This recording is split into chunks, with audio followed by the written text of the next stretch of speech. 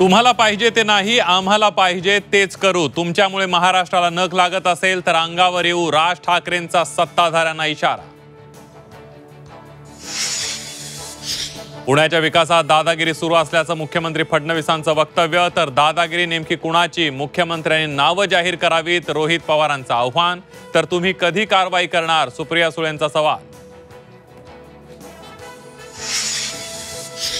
काम वाकडं करून परत सरळ करणाऱ्याची माणसं नोंद ठेवतात। कृषी मंत्री दत्ता भरणेंच्या विधानावरून राजकारण तापलं।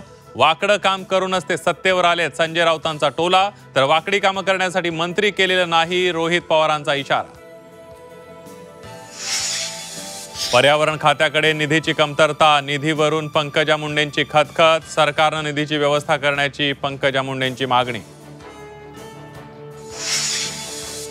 मालेगाव प्रकरणी नरेंद्र मोदींचं नाव घेण्याचा दबाव होता। साध्वी प्रज्ञा सिंह ठाकूर यांचा खळबळजनक गौप्यस्फोट।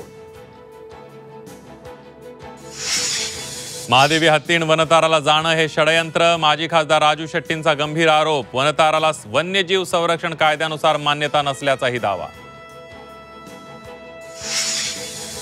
यवत राड्या प्रकरणी 15 आरोपी अटकेत, सर्व आरोपींना 6 ऑगस्टपर्यंत पोलीस कोठडी, दौंड न्यायालयाचा निर्णय।